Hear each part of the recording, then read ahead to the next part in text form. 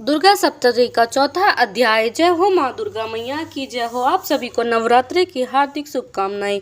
जय हो माता रानी। चौथा अध्याय। देवताओं द्वारा देवी की स्तुति। ऋषि बोले, अत्यंत पराक्रमी दुरात्मा महिषासुर तथा उसके दैत्य सेना के देवी के हाथ से मारे जाने पर इंद्र आदि देवता प्रणाम के लिए गर्दन तथा कंधे झुकाकर उन भगवती दुर्गा का उत्तम वचनों द्वारा स्तवन करने लगे। उस समय उनके सुंदरी अंगों में अत्यंत हर्ष के कारण रोमांच हो आया था।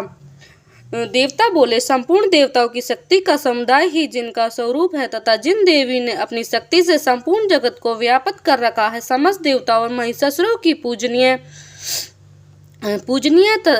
उन जगदम्बा को हम भक्ति पूर्वक नमस्कार करते हैं। वो हम लोगों का कल्याण करे, जिनके अनुपम प्रभाव और बल का वर्णन करने में भगवान शेषनाग, ब्रह्मा जी तथा महादेव भी समर्थ नहीं है। वे भगवती चंडिका जगत का पालन, अशुभ भय का नाश करने का विचार करे, जो पुण्यात्माओं के घरों में स्वयं ही लक्ष्मी रूप से, पापियों के यहाँ दरिद्रता रूप से, अंतःकरण वाले पुरुषों के हृदय में बुद्धि रूप से, तत्पुरुषों में श्रद्धा रूप से तथा कुलीन मनुष्यों में लज्जा रूप से निवास करती हैं, उन भगवती दुर्गा को हम नमस्कार करते हैं।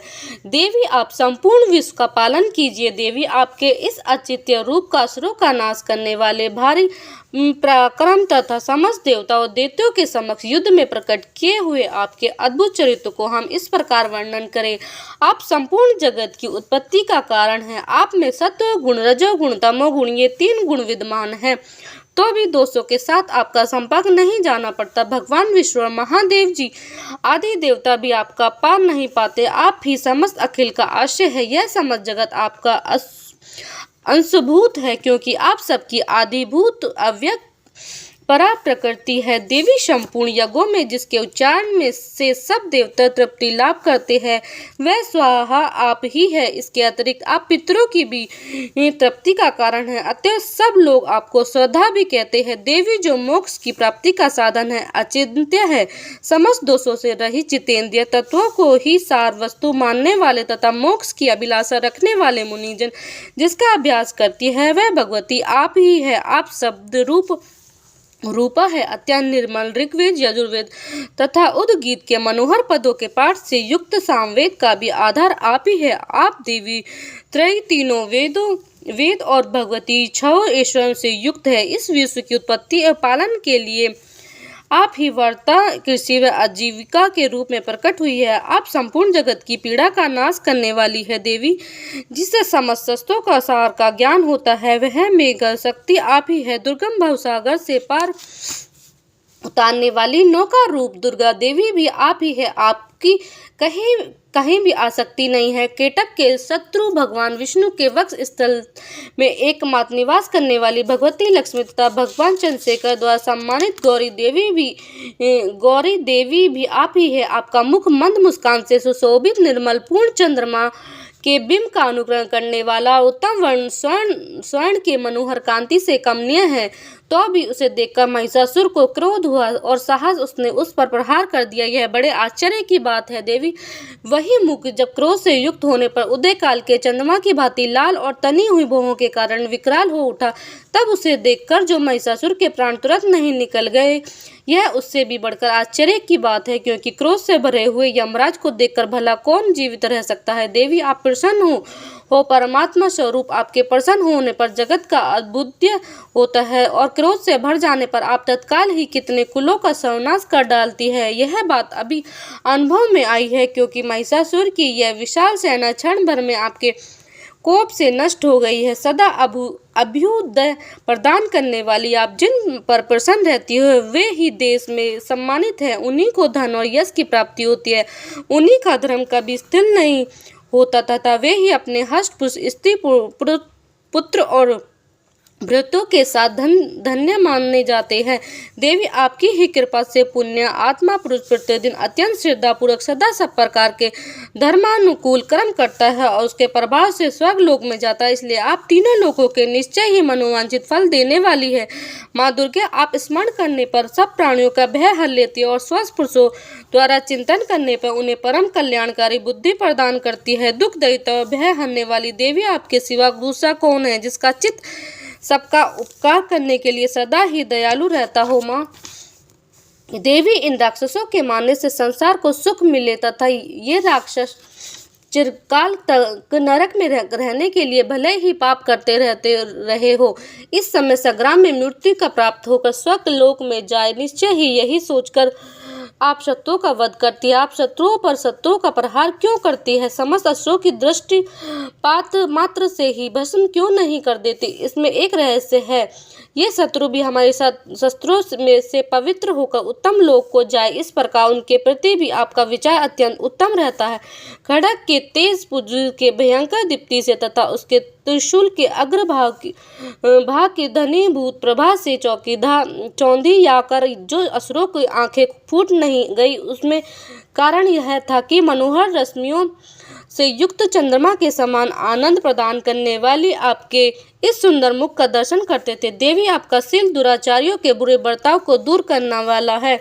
साथ ही यह रूप ऐसा है जो कभी चिंतन में कभी नहीं आ सकता और जिसके कभी दूसरों की तुलना भी नहीं हो सकती। आप तथा आपका बल और पराक्रम तो उन दैत्यों का भी नाश करने वाला है जो कभी देवताओं के पराक्रम को भी नष्ट कर चुके थे। इस प्रकार आपने शत्रुओं पर भी अपनी दया ही प्रकट की है। वरदायिनी देवी, आपके इस पराक्रम को किसके साथ तुलना हो सकती तथा शत्रुओं को भय देने वाली एवं अत्यंत मनोहर ऐसा रूप भी आपके अतिरिक्त और कहाँ? हृदय में कृपा और युद्ध में निष्ठुरता, ये दोनों बातें तीनों लोकों के भीतर केवल आप में ही देखी गई है। हे माते, आपने शत्रुओं का नाश करके इस समस्त लोक की रक्षा की है, उन शत्रुओं को भी युद्ध भूमि में मारकर स्वर्गलोक में पहुंचाया है तथा उत्तम दैत्यों से प्राप्त होने वाले हम लोगों के भय को भी दूर कर दिया है। आपको हमारा नमस्कार है। हे देवी, आप शूल से हमारी रक्षा करें। अंबिके, आप खड्ग से हमारी रक्षा करें तथा घंटा की ध्वनि और धनुष की टंकार से भी हमारी रक्षा करें। माँ चंडिका, पूर्व पश्चिम और दक्षिण दिशा से आप हमारी रक्षा करें। ईश्वरी त्रिशूल को घुमाकर आप उत्तर दिशा से हमारी रक्षा करें। तीनों लोकों में आपके जो परम सुंदर एवं अत्यंत भयंकर रूप विचरते रहते हैं, उनके द्वारा भी आप हमारे तथा इस भूलोक की रक्षा करें। अंबिका, आपके हाथों में शोभा पाने वाले खड्ग, शूल, गदा आदि जो अस्त्र हो, उन सबके द्वारा आप सब और हम लोगों की रक्षा करें। माँ ऋषि बोले, इस प्रकार जब देवताओं ने जगन माता दुर्गा की स्तुति की और नंदन वन में दिव्य पुष्पों के गंध, चंदन आदि के द्वारा उनका पूजन किया, फिर सबने मिलकर जब भक्ति पूर्वक दिव्य धूपों की सुगंधि निवेदन की, तब देवी ने प्रसन्न वदन होकर प्रणाम करते हुए सब देवताओं से कहा। देवी बोली, देवताओं, तुम सब मुझसे जिस वस्तु की कामना रखते हो उसे मांगो। देवता बोले,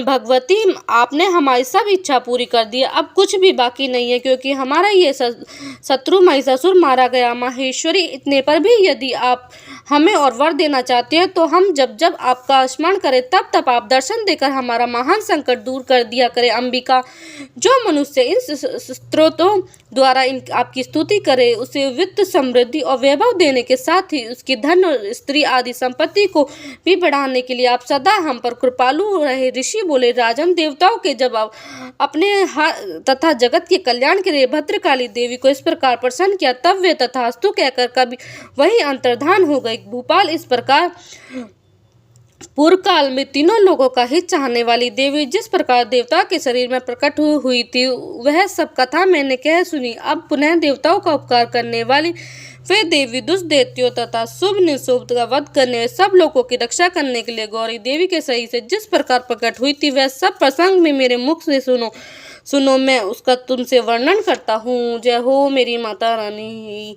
जय हो।